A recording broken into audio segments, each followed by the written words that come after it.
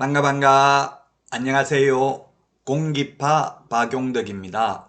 2022년 33회 공인중개사 시험 대비 기출문제 해설 강의를 하도록 하겠습니다. 16회 30번 문제입니다.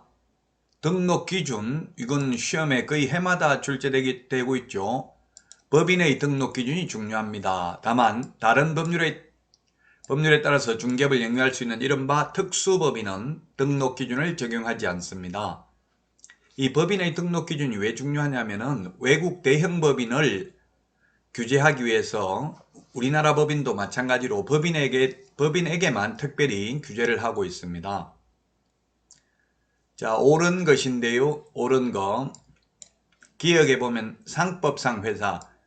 상법상 회사는 주식회사, 합자, 함명, 유한회사, 유한책임회사입니다. 따라서 시험에 주식회사이어야 한다. X로 출제됐습니다. 주식회사 아니라도 됩니다. 협동조합 기본법에 의한 협동조합이라도 되고요. 단 사회적 협동조합은 제외합니다. 사회적 협동조합은 영리법인이 될 수 없습니다. 그리고 자본금은 5천만 원 이상이어야 합니다. 보정설정 금액은 2억 원 이상이죠. 근데 자본금은 5천만 원 이상이어야 되고요. 대표자는 공인중개사일 것. 이게 사실은 외국 대형 법인의 우리나라 진출을 막기 위한 조치입니다. 미국 법인이 우리나라에 들어오려고 하면 대표이사는 미국 사람으로 선임하려고 하겠죠? 근데 자격증이 없으니까 불가능합니다. 기억 니은은 맞습니다. 디귿.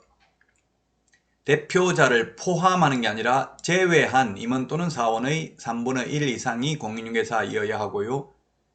리얼은 대표자, 임원 또는 사원 3분의 1 이상이 아니라 전원, 모든 임원, 사원, 전원이 실무교육을 받아야 됩니다. 자격증 없는 임원도 실무교육을 받아야 됩니다. 그러나 자격증 없는 임원은 소속 공인중개사가 아니기 때문에 연수교육 대상은 아닙니다.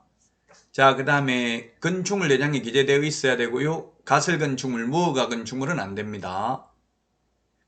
물론 건축물 내장이 기재되기 전이라도 사용승인, 사용검사, 준공검사, 준공인가 받은 건축물은 가능합니다. 소유권 확보가 X죠. 사용권만 확보하면 됩니다. 반드시 소유권을 확보해야 된다 하면 건물주가 아니면 개업할 수 없잖아요. 사용권을 확보하면 되고 면적 제한은 없습니다. 따라서 옳은 것은 기역, 니은 2개, 2번이 정답이 되겠습니다. 기역, 니은 2개만 옳은 내용이 되겠습니다.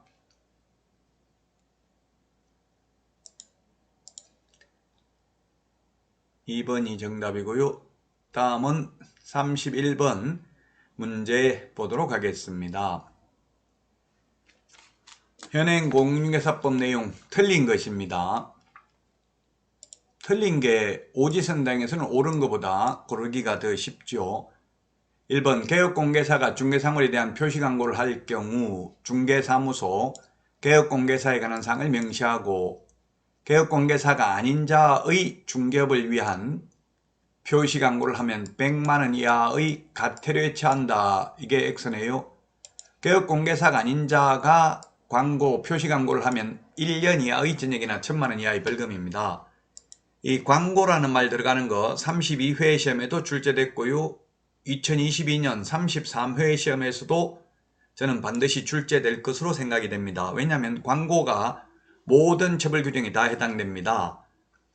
예를 들면 누구든지 시세보다 높은 가격으로 표시광고를 유도함으로써 개업공개사의 업무를 방해한 경우에는 3년 이하의 징역이나 3천만 원 이하의 벌금에 처하고요. 개업공개사가 아닌 자가 광고하면 1년 이하의 징역이나 1000만 원 이하의 벌금. 그 다음에 부당한 표시광고, 허위매물 올리면, 미끼매물, 낚시매물 올리면 500만 원 이하의 과태료. 그 다음에 표시광고를 하면서 보조원 이름을 적는다든지 또는 소면, 종가형 이런 것들, 예를 들면 소재지, 면적 이런 거 적지 않는 경우 필요적 기재사항을 빠뜨리는 경우에 100만 원 이하의 과태료에 처하게 되겠습니다. 따라서 1번이 틀린 정답이고요. 자, 2번은 협회 주된 사무소 서울에 두어야 한다는 규정 삭제됐습니다. 어디에 두든 상관이 없습니다. 자, 그 다음에 3번 지문인데요. 이 개업공개사 등이죠. 등의 경력에 대해서 조회할 수 있도록 했다. 등록관청이 직접 결격사유에 해당하는 여부를 확인할 수 있습니다. 그 본적지 신원조회 같은 걸 하는데 제가 등록관청이 물어보니까 그 전산망이 있다더라고요. 그 공무원이 보는 전산망에 들어가면은 전부 다 그 결격사유에 해당하는지가 뜬다고 하더라고요. 1년에 그래서 2번씩 조회를 하고 있답니다. 현실적으로. 따라서 우리 등록 신청할 때 결격 사유에 해당되지 않냐을 입증하는 서류, 즉 신원증명서라든지 이런 거 제출하지 않죠? 비한정 후견인, 부존재 증명서 이런 거 제출하지 않습니다. 직접 등록관청이 확인을 합니다.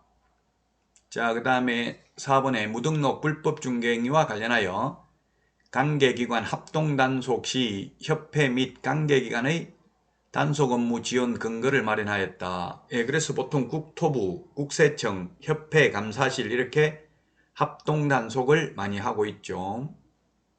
5번 중개보수 지급 시기를 대통령령으로 정하는데 개업공개사에 대한 실무수습 제도를 도입하는 등 제도 개선을 통해 소비자 이익을 보호하고 중개질서를 확립하였다. 중개보수 지급 시기가 이제 거래대금 지급 완료한 때, 즉 잔금 치를 때 받습니다. 약정이 없으면, 약정이 있으면 약정에 따르고요. 그 다음에 실무수습 제도가 도입되긴 했는데 이게 실무수습이 도입됐다고 해서 중개사무소에 가서 실습을 해야 되는 건 아니고요. 실무교육 28시간 이상 32시간 이하 실무교육을 받는 프로그램 안에 실무수습이 5시간 이상 6시간 이하를 하도록 되어 있습니다. 따로 중개사무소에 가서 경력을 쌓아야 되는 것은 아닙니다. 따라서 1번이 정답이 되겠고요. 다음은 32번 문제입니다. 틀린 것입니다. 1번 환매 등기가 되어 있는 경우 환매 등기 사실과 환매 등기의 위험성을 알려준다. 당연한 거죠. 환매 등기 되어 있으면 환매 등기 민법에 있는 내용입니다. 환매 등기는 민법에서도 환매라는 게 있고 공법에도 환매가 있죠. 환매 등기 있으면 그 위험성을 당연히 알려주어야 하고요. 그 다음에 등기 기록에는 부동산의 표시에 관한 사항을 기록하는 표제부와 표제부가 있고요. 소유권에 관한 사항을 기록하는 갑구가 있고요. 소유권 이외의 권리관계를 기재하는 을구가 있습니다. 근데 을구는 기재사항이 없으면 두지 아니할 수 있고요. 갑구가 없는 것도 있죠. 규약상 공용 부분인 아파트 관리사무소 이런 것들은 노인정 이런 것들은 아예 표제부만 있는 경우도 있습니다. 자, 그 다음에 3번 가처분 등기가 있는 경우 채권자, 보존되는 권리 등을 알려준다. 당연하죠. 가처분, 가압류가 있으면 알려줘야 되고요. 그 다음에 4번에 가등기가 있는 경우 가등기에 관한 본등기보다 제3자가 소유권 이전 등기를 먼저 격려하면 가등기는 효력을 상실한다. 효력을 상실하는 게 아니라 가등기에 의해서 본등기를 하면 이 본등기 순위가 가등기시로 소급하게 됩니다. 따라서 4번이 틀린 정답이 되겠습니다. 이건 실무죠. 실무기 때문에 등기법 내용입니다. 그 다음에 가압류 등기가 있는 경우 채권자, 채권 금액 등을 알려줘야 되고요. 당연히. 따라서 4번이 정답이 되겠습니다. 가등기가 있는 경우 가등기에 기한 본등기보다 제3자가 소유권 이전 등기를 먼저 격려해도 가등기에 기한 본등기를 하면 본등기의 순위는 가등기시로 소급됩니다. 여러분 수고 많으셨습니다. 오늘도 숙제가 아닌 축제 같은 하루 되시기 바랍니다. 다음 시간에 찾아뵙겠습니다. 안녕히 계십시오. 안녕.